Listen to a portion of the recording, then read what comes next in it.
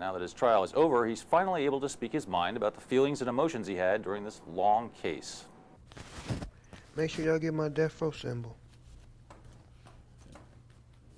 Symbolization of greatness. Yeah, pull yours out, DK. I couldn't wear it through court. I had to keep it up under my tie. Now court is over. We, the jury in above entitled action, find the defendant, Calvin Brodus, not guilty of the crime of murder in the first degree. I'm curious, what was going through your mind at the time that the jury was reading the verdict? I left it in God's hand, Abby. That's why I looked so stone-faced. I didn't have no expressions, you know what I'm saying? It was all in her. I prayed on it. My family prayed on it. David Kenner, you know what I'm saying, put on the bomb case. Donald Ray, Marshall Morris, Paul Palladino, the whole dream team.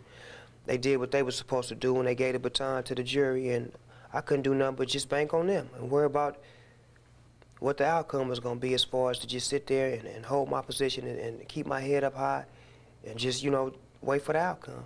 Right. When you talk about the dream team, it's interesting because obviously after OJ, you know, the price of having a team like that is certainly not what the average person and certainly not what the average black American male can afford. Do you feel that there is a price on justice? Would you have gotten the same type of you know, defense team if you were not in the rap game like you are, making money like you are now? I mean, only if David Kenner just would have had love for me on that level and just did it for me, just not for the paper, but just doing it for the love, because I know that's how he is about me.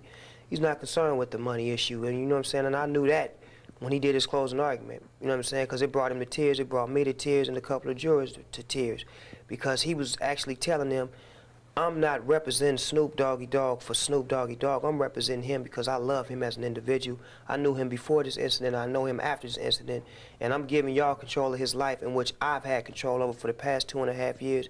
And I love this man. If you take him away, it's like you taking me away.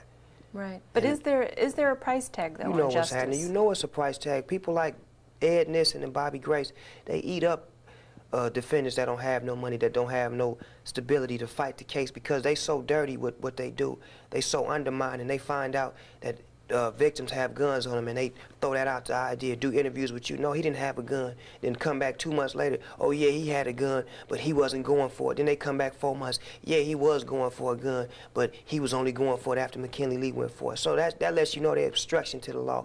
And I just want to tell them, all them pennies you put on the table, they mounted up to nothing. Bobby Grace, nothing. Uncle Tom's nephew, from me to you. But do you feel he was doing his job? No, he wasn't doing his job. If he was doing his job, he would have called the case off. That's doing your job. Seek justice.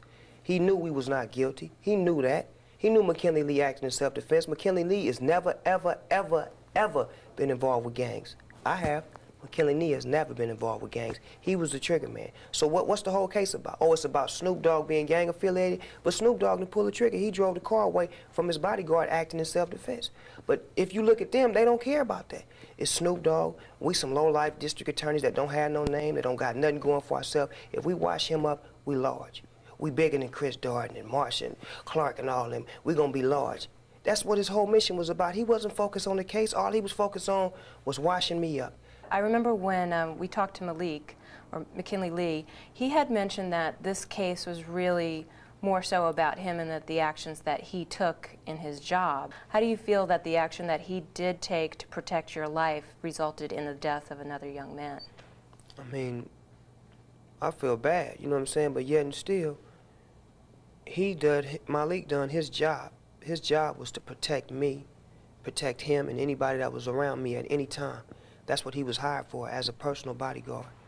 That's what bodyguards are hired for. If you go get at Garth Brooks, Kenny Rogers, any one of them, and ask them, what is your bodyguard's job? Did you guys see the movie The Bodyguard with Whitney Houston? What was Kevin Costner's job? To protect Whitney Houston from any danger that came to her while she was performing, even while she wasn't performing. And as you seen, the movie projected everything that could happen to you as a celebrity, but it really didn't go in depth as far as our situation, but it gave it across as clear as possible as they could. But if we was to do a movie called The Bodyguard, it'd be so similar to that. Mm-hmm. Well, let's talk about lifestyle for a minute, because did the danger come to you, or were you always around this danger because of the environment that you were living in at that time? No. I mean, the danger came to us, we perceived it as a threat. That's the reason why Malik acted the way he acted in the situation. You know, I look at it like this. If Malik would have waited another second, I might not be here doing an interview with you right now. If he would have waited another half a second, I might have a hole in my head. He might have a hole in his head. He might have a hole in his arm. You never know. Much of a hit, but Tupac, with his unforgettable big brown eyes and his radiant natural charm, definitely was. By March of 1990.